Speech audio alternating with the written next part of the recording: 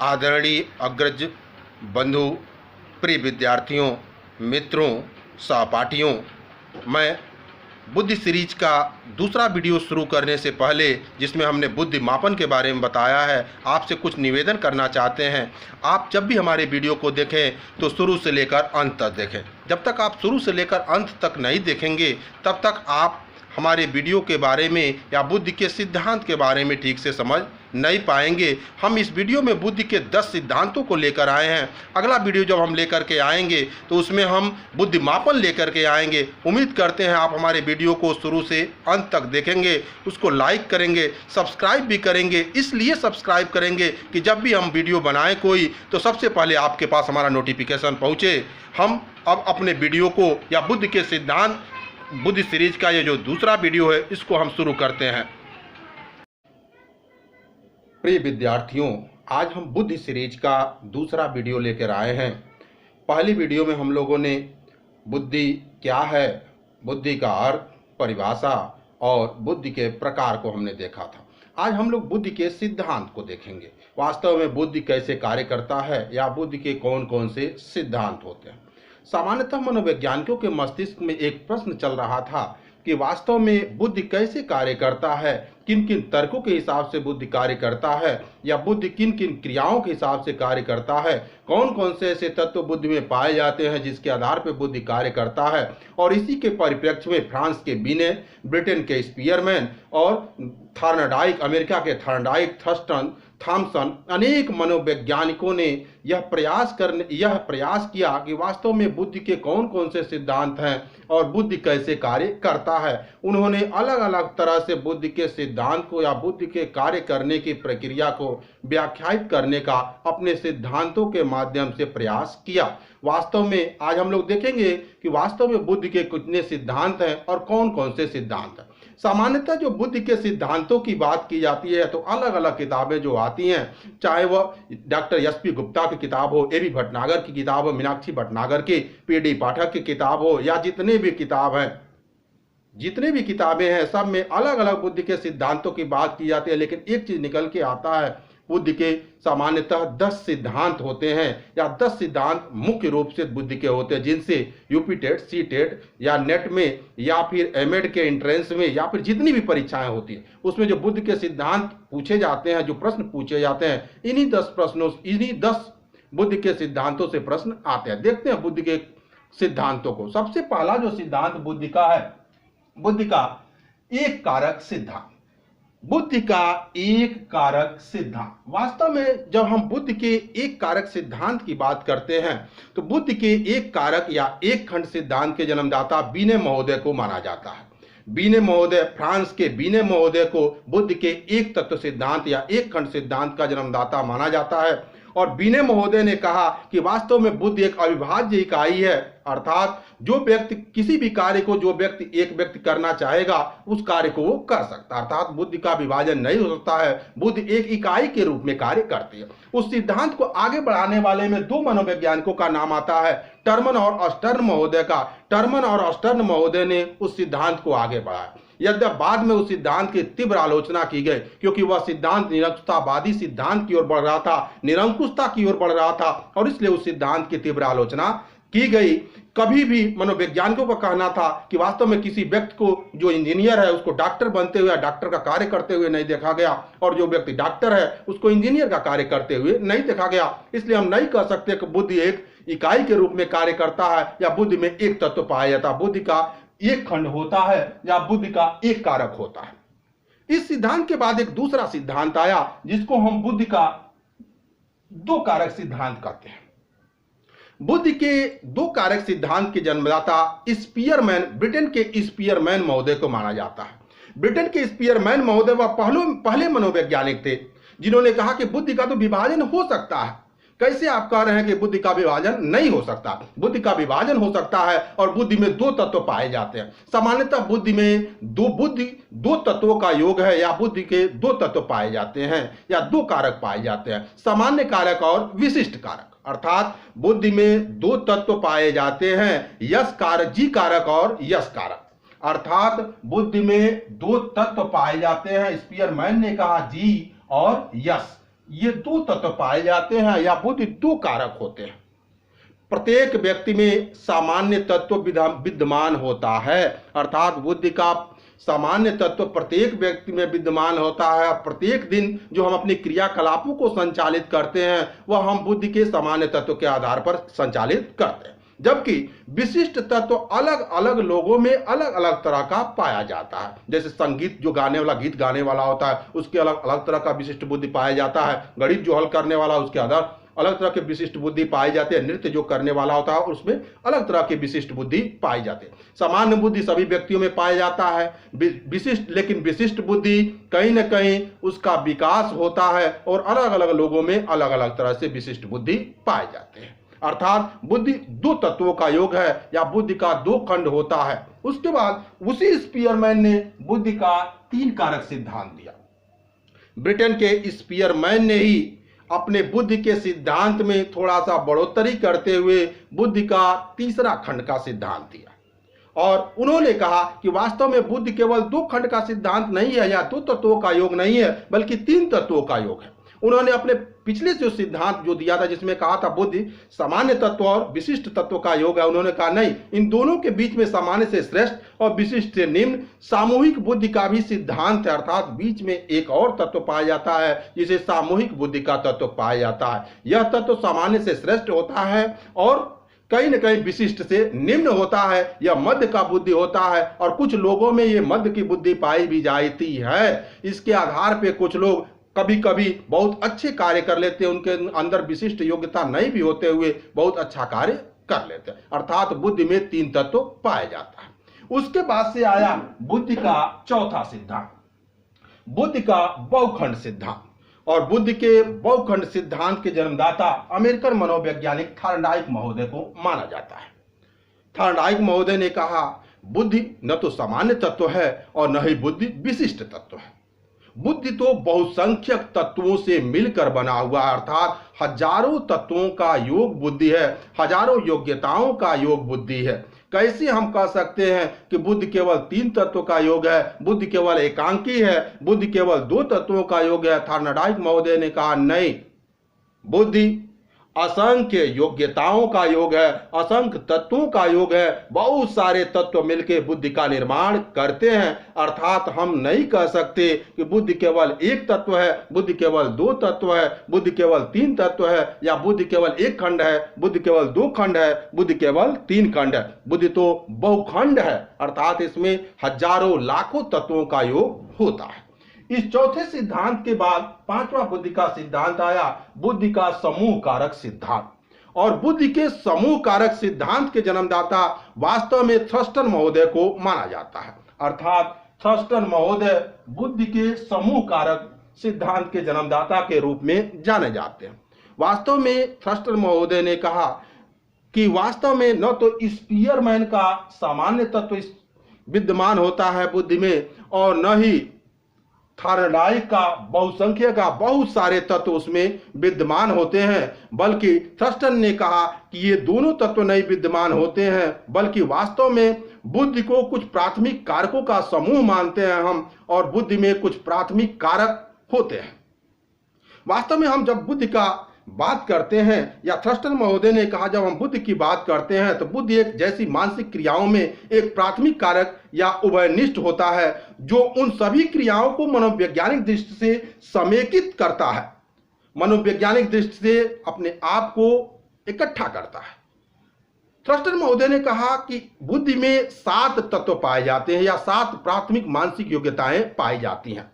स्थानीय योग्यता, आंकिक योग्यता, शाब्दिक योग्यता, स्मृति और शब्द प्रवाह, तार्किक, प्रत्यक्ष, ये कुछ 7 तत्व होते हैं। इन 7 तत्वों से, ये सामान्य 7 तत्व है, 7 प्राथमिक तत्व हैं। इन्हीं 7 प्राथमिक तत्वों से मिलकर के बुद्धि का निर्माण होता है। और वास्तव में प्रत्येक व्यक्ति में जो ये 7 तत्व पाए जाते हैं, वास्तव में उसमें कहीं न कहीं यही बुद्धि के निर्माण के कारक होते हैं। स्थानीय योग्यता नंबर 1, आंकिक योग्यता नंबर 2, नंबर 3 शाब्दिक योग्यता, नंबर 4 शब्द प्रवाह, नंबर 5 स्मृति, नंबर 6 तार्किक, नंबर 7 प्रत्यक्षिक।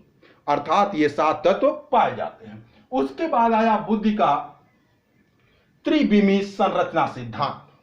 अर्थात तीन बीमीय संरचना सिद्धांत बुद्धि का आया और इस सिद्धांत के जन्मदाता गिलफोर्ड महोदय को माना जाता है। गिलफोर्ड महोदय ने कहा कि बुद्धि में तीन बीमाएं होती हैं, अर्थात बुद्धि में तीन बीमा कार्य करता है: विषय वस्तु, संक्रिया और परिणाम। विषय वस्तु में चार तत्व पाए जाते हैं, तीन बीमा कार्य करता है, तीन बीमा कार्य करता है। और इन तीन बीमाओं में पहला जो बीमा होता है बुद्धि का त्रिबीमी सिद्धांत में, जो पहला बीमा होता है वास्तव में वह विषय वस्तु है, इसमें चार तत्व पाए जाते हैं। दूसरा संक्रिया है, इसमें पांच तत्व पाए जाते हैं। और तीसरा परिणाम है, इसमें छह तत्व पाए जाते हैं।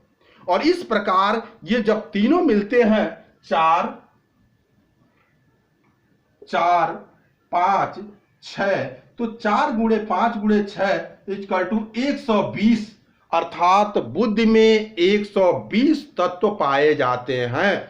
बुद्धि के निर्माण में या बुद्धि के जो कारक होते हैं उसमें वो बुद्धि का कारक 120 तत्वों के योग से बनता है। 4 विषय वस्तु में, 5 संक्रिया में और साथ साथ 6 परिणाम में। और जब इन तीनों का गुणा किया जाता है 4 पचे 20 और 20 छके 120, अर्थात गिलफोर्ड महोदय ने कहा बुद्धि के 120 तत्व पाए जाते हैं। त्रिविमी संरचना के बाद आया बुद्धि का तरल एवं ठोस बुद्धि सिद्धांत, अर्थात बुद्धि का तरल और ठोस बुद्धि सिद्धांत। इस सिद्धांत के जन्मदाता वास्तव में कैंटल महोदय को माना जाता है। कैंटल महोदय को माना जाता है और कैंटल महोदय ने कहा कि वास्तव में बुद्धि तो तरल और ठोस दो तरह के तत्वों का योग है। आरबी कैंटल, जिन्होंने अपना सिद्धांत 1963 में दिया था, 1963 में अपना सिद्धांत दिया था, उन्होंने कहा कि वास्तव में बुद्धि का निर्माण दो महत्वपूर्ण तत्वों से होता है। एक तरल तत्व होता है और दूसरा ठोस तत्व होता है।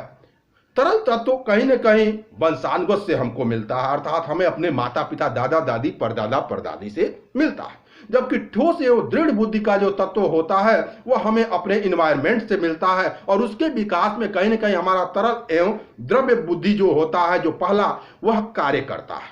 अर्थात बुद्धि में दो तरह के तत्व पाए जाते हैं, तरल और ठोस। नंबर 1 तरल है, नंबर 2 ठोस है। वास्तव में कैंटल महोदय ने कहा कि तरल जो तत्व है वह हमें वंशानुक्रम से मिलता है, हमारे माता पिता, दादा दादी, परदादा परदादी से मिलता है। जबकि जो ठोस तत्व है वो कहीं न कहीं हमको अपने वातावरण से मिलता है और उसके निर्माण में तरल तत्व महत्वपूर्ण भूमिका निभाता है। यद्यपि जो ठोस या दृढ़ बुद्धि का जो तत्व है वह प्रौढ़ावस्था में हमें मिलता है। बाद में इसकी बहुत तीव्र आलोचना हुई कि तरल तत्व कौन होता है, ठोस तत्व कौन होता है, क्या होता है, किस कहीं सिद्ध नहीं हो पाया और परिणाम स्वरूप इसकी बहुत आलोचना की गई कि वास्तव में इसको हम सिद्ध नहीं कर सकते। लेकिन वास्तव में कैंटल महोदय का मानना था और उनका कहना था कि बुद्धि में दो तत्व पाए जाते हैं, तरल तत्व जो वंशानुगत से हमके मिलता है पहला नंबर, और दूसरा ठोस तत्व जो हम वातावरण से अपने इकट्ठा करते हैं। कैंटल महोदय ने कहा कि बुद्धि में वास्तव में दो तत्व पाए जाते हैं और ये दो तत्व सरल, या ये दो तत्व जो होते हैं वह तरल और ठोस बुद्धि तत्व होते हैं। तरल वास्तव में वातावरणीय नहीं होता है, तरल वंशानुगत होता है और ठोस वातावरणीय होता है। इस सिद्धांत के बाद से अगला सिद्धांत आता है बुद्धि का पदानुक्रम सिद्धांत। और वास्तव में बुद्धि के पदानुक्रम सिद्धांत के जन्मदाता कहीं न कहीं बुद्धि का जो पदानुक्रम सिद्धांत है, इस सिद्धांत के जन्मदाता वर्नन महोदय को माना जाता है। और वर्नन महोदय जो अंग्रेज मनोवैज्ञानिक थे, इन्होंने कहा कि वास्तव में बुद्धि संरचना में मानवीय योग्यताएं एवं क्रमिक रूप से व्यवस्थित होती हैं, अर्थात बुद्धि की संरचना में जो मानव की योग्यताएं हैं वो क्रमिक रूप से व्यवस्थित होती है और वही योग्यताएं बाद में कार्य करती हैं। ये योग्यताएं चार तरह की होती हैं और या ये योग्यताएं 4 कारकों के रूप में कार्य करती हैं। नंबर 1 सामान्य कारक, नंबर 2 मुख्य समूह कारक, नंबर 3 लघु समूह कारक और नंबर 4 विशिष्ट कारक। ये तत्व जो होते हैं, ये 4 तत्व होते हैं सामान्यतः। और वास्तव में बुद्धि का पदानुक्रम सिद्धांत यह कहता है कि मानवीय योग्यताएं क्रमिक रूप से व्यवस्थित होती हैं और ये क्रम सामान्यतः 1 2 3 4 करके सामान्य कारक, मुख्य समूह कारक, लघु समूह कारक और विशिष्ट कारक के रूप में जाना जाता है। इस सिद्धांत के बाद से आता है, उसके बाद 9वां सिद्धांत आया बहुबुद्धि सिद्धांत, जिसके जन्मदाता गार्डनर महोदय को माना जाता है, यह नवीन बुद्धि का सिद्धांत है। वास्तव में इस सिद्धांत या यह सिद्धांत 1983 ईस्वी में आया। हॉवर्ड गार्डनर के द्वारा यह सिद्धांत लाया गया और हॉवर्ड गार्डनर ने, जिन्होंने बहुबुद्धि सिद्धांत को दिया, इन्होंने कहा बुद्धि का स्वरूप एकांकी नहीं होता है, बल्कि बुद्धि का स्वरूप तो बहु प्रकार का होता है। अनेक प्रकार का बुद्धि का स्वरूप होता है और सभी इकाई एक दूसरे से स्वतंत्र होती हैं, अर्थात बुद्धि एकांकी नहीं होकर के यह अनेक प्रकार के तत्वों का योग होता है, बहु प्रकार के तत्वों का योग होता है। और उन्होंने साफ शब्दों में प्रत्येक योग नहीं होता है, अलग अलग तत्व होते हैं, प्रत्येक तत्व स्वतंत्र होते हैं। उन्होंने कहीं न कहीं बुद्धि के स्वरूप के 7 तत्व बताए: भाषा बुद्धि, गणितीय योग्यता बुद्धि, क्षेत्र बुद्धि, शारीरिक गतिकी युक्त बुद्धि, संगीत युक्त बुद्धि, व्यक्तिक आत्मा युक्त बुद्धि और व्यक्तिक अन्य बुद्धि। ये 7 तत्वों का उन्होंने उल्लेख किया, अर्थात भाषा, गणितीय, क्षेत्रीय, शारीरिक, संगीत और साथ साथ व्यक्तिक आत्म और व्यक्तिक अन्य बुद्धि का उन्होंने वर्गीकरण का कहा। ये प्रत्येक व्यक्ति में पाई जाती है। ये स्वतंत्र रूप से सातों तत्व प्रत्येक व्यक्ति में पाए जाते हैं, अर्थात 7 तत्वों से या 7 तत्व होते हैं और सातों तत्व स्वतंत्र होते हैं, योग नहीं, ये स्वतंत्र तत्व होते हैं, प्रत्येक व्यक्ति में पाए जाते हैं। बुद्धि एकांकी नहीं होती है, अर्थात 7 स्वतंत्र तत्वों का या 7 स्वतंत्र तत्व प्रत्येक व्यक्ति में पाए जाते हैं। इस सिद्धांत के बाद या 9वां सिद्धांत के बाद से बुद्धि का 10वां सिद्धांत आया। यह सिद्धांत संज्ञानात्मक बुद्धि का सिद्धांत है। वास्तव में सभी परीक्षाओं के लिए सबसे महत्वपूर्ण जो सिद्धांत है वह बुद्धि का संज्ञानात्मक बुद्धि का सिद्धांत है। इस सिद्धांत के जन्मदाता स्विट्जरलैंड के मनोवैज्ञानिक कहीं न कहीं जीन पियाजे महोदय को माना जाता है। जीन पियाजे महोदय को माना जाता है और जीन पियाजे महोदय ने जैविक परिपक्वता तथा वातावरणीय परिस्थितियों के साथ अंतःक्रिया को ही संज्ञानात्मक विकास के नाम से जाना, अर्थात संज्ञानात्मक विकास के नाम से इन्हीं दोनों को जीन पियाजे महोदय ने माना है या जीन पियाजे महोदय ने जाना है। उनका कहना था कि वास्तव में जैविक परिस्थितियां और वातावरणीय परिस्थितियां दोनों कहीं न कहीं व्यक्ति के बौद्धिक या संज्ञानात्मक विकास का कारक होती हैं। वह समय 1970 का था जब जीन पियाजे महोदय ने बुद्धि को एक अनुकूलित प्रक्रिया के रूप में माना। उनका साफ कहना था कि वास्तव में जो संज्ञानात्मक विकास का सिद्धांत है बुद्धि के स्वरूप को व्याख्यायित करने में भी महत्वपूर्ण सिद्ध हुआ है। अतः इसके द्वारा या इस सिद्धांत के द्वारा बुद्धि के स्वरूप को या बुद्धि के सिद्धांत को स्वीकार किया जाता है। पियाजे ने संज्ञानात्मक विकास की प्रक्रिया में 4 अवस्थाओं या भागों में विभक्त किया और उन्होंने कहा ये 4 अवस्थाएं हैं: संवेगात्मक गामक अवस्था नंबर 1, नंबर 2 पूर्व संक्रियात्मक अवस्था, नंबर 3 मूर्त संक्रियात्मक अवस्था और नंबर 4 औपचारिक संक्रियात्मक अवस्था। पियाजे महोदय ने कहा संवेगात्मक गामक अवस्था जो होता है वह 0 से 2 वर्ष की अवस्था होती है, अर्थात 0 से 2 वर्ष की जो अवस्था होती है वह संज्ञानात्मक गामक अवस्था होती है, जबकि पूर्व संक्रियात्मक जो अवस्था होती है वह 2 से 7 वर्ष की अवस्था होती है। साथ साथ मूर्त संक्रियात्मक जो अवस्था होती है वह 7 से 12 या 13 वर्ष की अवस्था होती है और औपचारिक संक्रिया अवस्था जो होती है वह 12 से लेकर के ऊपर 14, 16, 18 वर्ष तक की अवस्था होती है। उन्होंने साफ शब्दों में कहा संज्ञानात्मक विकास की कहीं न कहीं जो व्यवस्था है इन्हीं 4 अवस्थाओं के हिसाब से चलता है और बुद्धि का जो विकास है या बुद्धि का जो कार्य करने का तरीका है वास्तव में इसी के हिसाब से चलता है। प्रिय विद्यार्थियों, मित्रों, आप हमारे वीडियो को लाइक करें, सब्सक्राइब करें, शेयर करें और बेल आइकन को जरूर दबाएं। हम अगले वीडियो में बुद्धि मापन को लेकर के आएंगे। अगर हमारे वीडियो में कोई कमी हो तो आप उसके लिए कमेंट जरूर करें, कमेंट बॉक्स में कमेंट जरूर करें। उम्मीद करता हूं कि आपके लिए और आपके भविष्य के लिए हमारा वीडियो कहीं न कहीं कारगर होगा। इस उम्मीद के साथ वंदे मातरम, जय हिंद, नमस्कार, धन्यवाद।